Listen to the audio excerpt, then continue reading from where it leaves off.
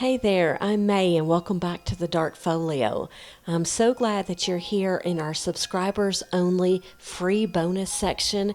Think of this as your creepy little coffee break extra, where I give you tidbits, extra things that maybe didn't get covered in the first podcast.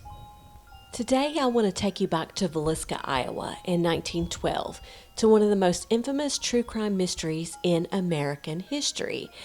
We're talking about the Villisca Axe Murderers, and if you haven't heard that podcast episode yet, pop on over to YouTube or Spotify and listen to it, because you're going to want to hear all of those details before you hear the theory I'm about to tell you now. Instead of focusing just on the Moore family and their tragic end, we're going to zoom out. Because Villisca may not have been a one-off horror, some believe it was part of a larger pattern, a string of eerily similar murders tied together not by location, but by the railroad. So, pop over and listen to that episode now if you haven't. If you have, well then let's rock and roll into this theory. If you stand outside the Villisca Axe Murder House today, you'll notice how quiet the neighborhood feels. But in 1912, that quiet was broken daily by the sound of trains. The Chicago, Burlington, and Quincy Railroad cut right through town, bringing goods, workers, and strangers.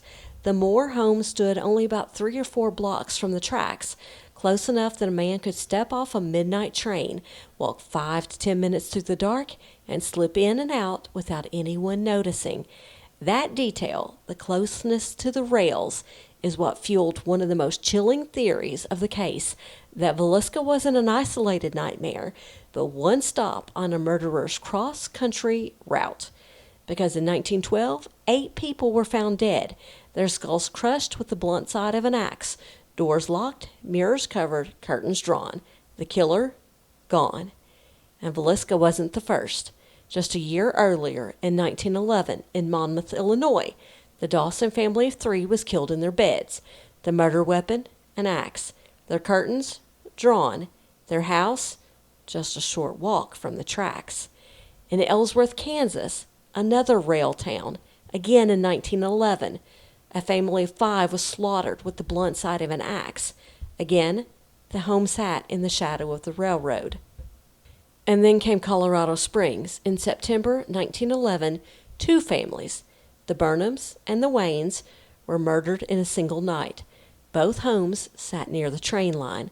Authorities at the time even theorized the killer hopped a freight car between the crime scenes, vanishing before sunrise. And it didn't stop there. In Louisiana, Lafayette alone, 2 family attacks occurred within 1911, the Andrews family of 4 and the Randall family of 6, each echoing key signatures: axes used from the home, bodies arranged or posed, no robbery, and homes near rail lines.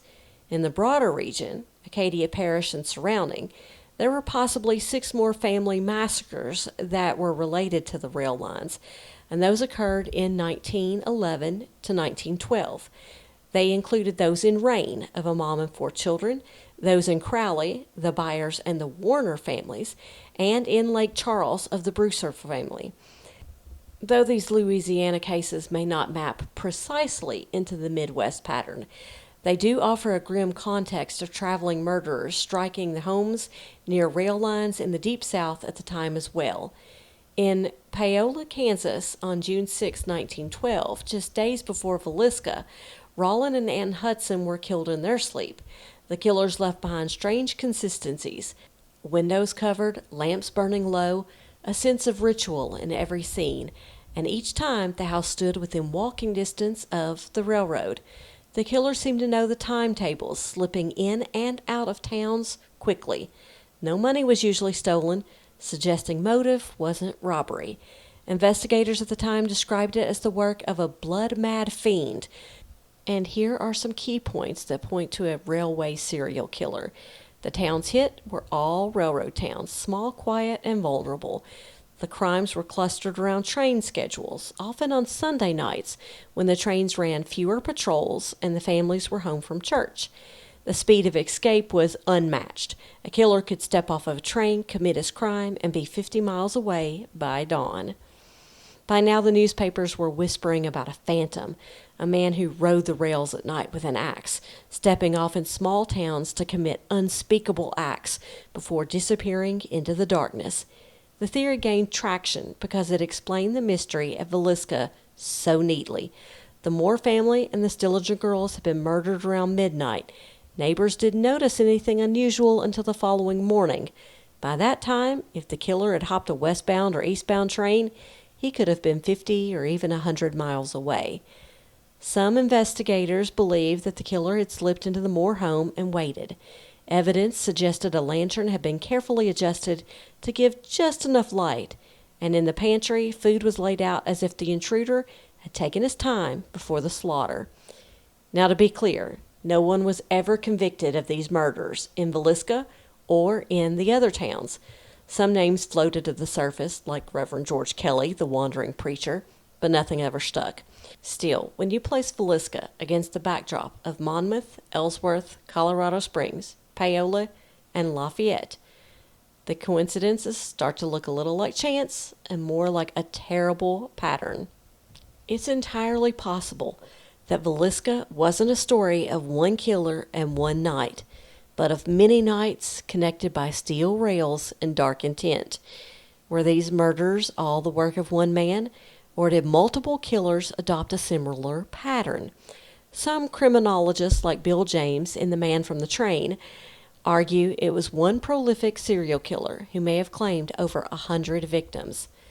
So was the Moore family's tragedy the work of a drifter, a phantom killer who rode the trains and brought death to every town he passed through? Or was Villisca its own dark mystery, just eerily similar to the others at the time?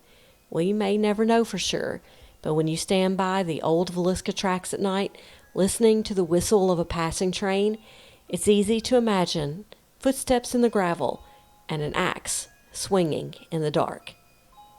Thanks for spending this little bonus coffee break with me. I'm May, and this has been the Dark Folio. Until next time, keep your lantern lit, and maybe don't trust every stranger stepping off the midnight train.